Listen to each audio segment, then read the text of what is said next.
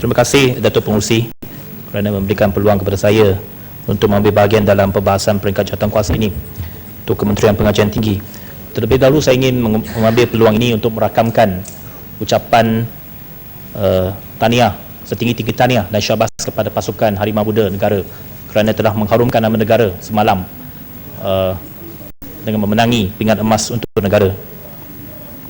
Walaupun lambat, tetapi sebab pagi tadi saya berada di sidang DUN.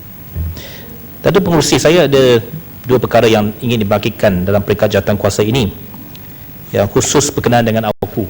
Seperti yang kita maklum bahawa keputusan Mahkamah Rayuan baru-baru ini terhadap kes UKM 4 telah mengumumkan bahawa ataupun mengisytiharkan bahawa AUKU ini unconstitutional. Dia bercanggah dengan Perlembagaan Persekutuan.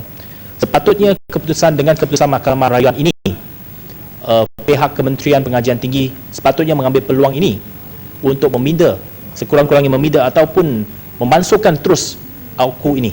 Tetapi agak menyedihkan ataupun mendukacitakan bahawa pihak Kementerian Pengajian Tinggi masih belum mengambil satu keputusan sama ada nak merayu atau tidak. Saya tadi baru cek bahawa Menteri masih mengatakan bahawa Kementerian masih ada sebulan lagi untuk membuat keputusan sama ada nak merayu atau tidak terhadap keputusan ini. Dan saya ingin menegaskan di sini bahawa pendirian kita ialah kita berharap, kita menyeru pihak kementerian supaya tidak merayu terus tidak merayu kepada keputusan ini, dan supaya sepatutnya pihak Kementerian Pengajian Tinggi mengambil peluang ini untuk memasukkan terus AUKU ini. Kerana kita rasa walaupun pandangan Yang Berhormat Timbalan Menteri dan beberapa pemimpin lain dalam pihak Barisan Nasional mengatakan bahawa tidak kita perlu memasukkan, hanya setakat kalau nak pindah Seksyen 15 pun cukup. Saya rasa saya masih kekal dengan pandangan saya yang saya pernah bangkitkan dalam Dewan Yang Mulia ini semasa kita membahaskan undang-undang pindahan AUKU pada tahun 2008. Saya kata AUKU ini dia ada psychological fear terhadap student. Walaupun hanya kata Seksyen 15 yang banyak mengongkong, tetapi akta itu secara keseluruhannya dia ada satu ketakutan menimbulkan satu ketakutan kepada para mahasiswa. Seperti ISA. Argumen yang sama terhadap ISA. Mengapa kita nak masukkan ISA tetapi tidak AUKU? Jadi saya rasa sepatutnya Kementerian Pengajian Tinggi memasukkan terus AUKU ini. Walaupun kita memahami bahawa perlu ada satu undang-undang untuk urus takbil universiti-universiti awam kita. Tetapi pihak kementerian ataupun pihak kerajaan boleh membawa satu pendekatan bahawa masukkan AUKU tetapi bawa balik satu undang-undang untuk urus takbil universiti yang memberikan kebebasan akademik kepada mahasiswa dan juga kepada pihak universiti yang boleh dinamakan sebagai, contohnya saya pernah cadangkan ialah Akta Urus Takbil Universiti. Instead of AUKU, panggil AUTU, Akta Urus Takbil Universiti, yang menggariskan peraturan-peraturan undang-undang untuk urus takbil pihak universiti. Itu pandangan saya, dan saya harap pihak Kementerian Pengajian Tinggi mengambil pendekatan ini dan menerima pandangan rakyat. Yang Amat Berhormat Timbalan Perdana Menteri mengatakan bahawa tanya kepada pelajar, tanya kepada mahasiswa sama ada bersedia ke tidak tanpa AUKU. Saya rasa jawapan majoritinya ialah pelajar-pelajar bersedia. Mengapa kita tak ada keyakinan kepada mahasiswa kita? Mengapa kita rasa mahasiswa kita tak bersedia untuk memasukkan AUKU? Saya rasa ini telah menimbulkan satu budaya ketakutan di kalangan mahasiswa. Saya tahu pandangan dan juga position yang Berhormat Timbalan Menteri yang memang progresif dalam perkara ini, yang memang kita semua tahu bahawa Yang Berhormat Timbalan Menteri tidak menyokong AUKU. Tetapi saya rasa adakah Timbalan Menteri sendiri gagal meyakinkan pihak kementerian dan pihak menteri sendiri untuk mengambil tindakan kalau tidak memasukkan sekurang-kurangnya meminda Seksyen 15. Dan saya rasa pihak Timbalan Menteri memang saya rasa berada dalam satu keadaan yang cukup susah. Di sebelah pihak Yang Berhormat Timbalan Menteri di luar di mana-mana forum, pandangan yang cukup progresif menyatakan bahawa pandangannya yang diterima baik oleh semua mahasiswa, tetapi pada masa yang sama di pihak kementerian terpaksa berhadapan dengan pandangan-pandangan yang begitu retrogresif, yang begitu ke belakang.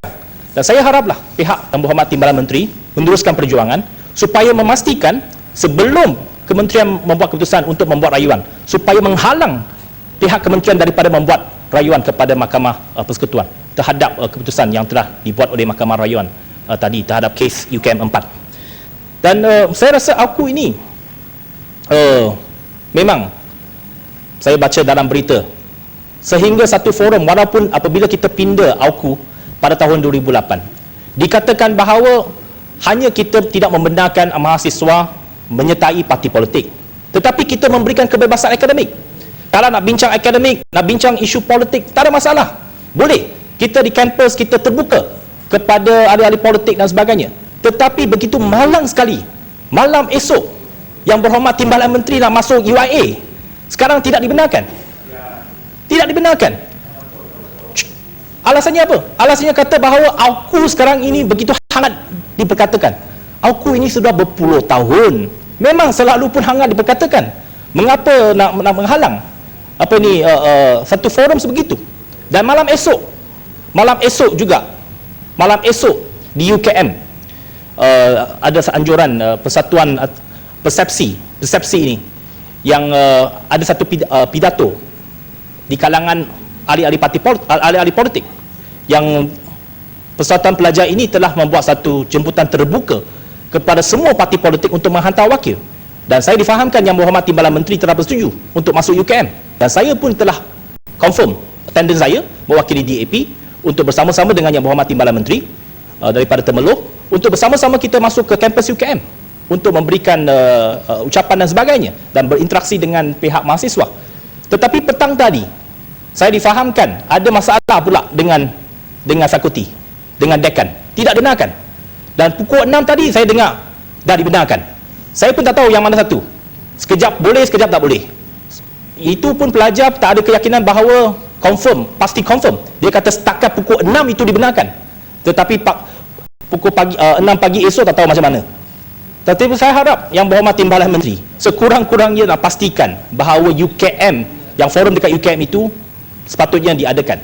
Dan ini menunjukkan bahawa walaupun sudah ada pindaan dalam AUKU, tetapi kuasa yang diberikan kepada pihak universiti, kepada pihak fakulti dan sebagainya masih begitu besar, sehingga forum-forum yang berbentuk akademik ini bukannya satu pentas politik, tetapi satu forum yang berbentuk akademik yang membenarkan wakil semua parti politik untuk masuk pun menghadapi begitu banyak kesulitan untuk dianjurkan. Jadi ini menunjukkan bahawa AUKU walaupun telah dipindah pada tahun 2008, dia masih ada banyak ruang lingkup untuk pihak universiti mengungkung dan mengawal kegiatan-kegiatan yang dianjurkan oleh para mahasiswa. Dan saya harap pihak kementerian mengambil iktibar ini, mengambil peluang ini, bahawa Mahkamah Rayuan telah membuat satu keputusan bahawa ia unconstitutional, bercanggah dengan Perlembagaan Persekutuan, dan ambil peluang ini untuk masukkan terus AUKU. Saya harap pihak Yang Berhormat Timbalan Menteri sokong pandangan saya ini. Yang kedua, Datuk Pengerusi, saya juga ingin membangkitkan sedikit isu yang melibatkan pelajar di UiTM yang saya ada terima sedikit email daripada pihak pelajar UiTM yang mengatakan bahawa jadual semester mereka telah bertukar, dan ini menyusahkan pelajar-pelajar daripada Sabah dan Sarawak. Sebelum ini dia kata mid-year semester break dia, cuti semester break dia ialah di antara bulan 5 hingga bulan 6, dan mereka ini pada ketika itu boleh balik ke Sabah dan Sarawak untuk merayakan hari gawai dan sebagainya.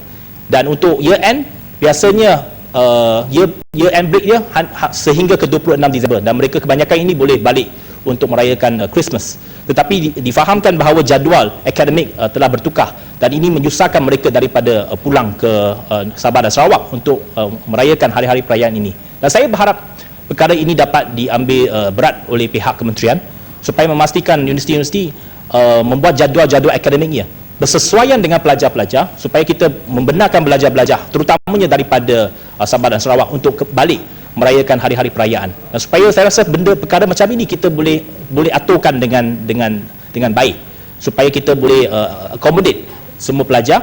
Kalau ada hari-hari perayaan, kita cuba adjust timetable itu supaya mereka boleh balik untuk merayakan hari-hari perayaan dengan keluarga mereka.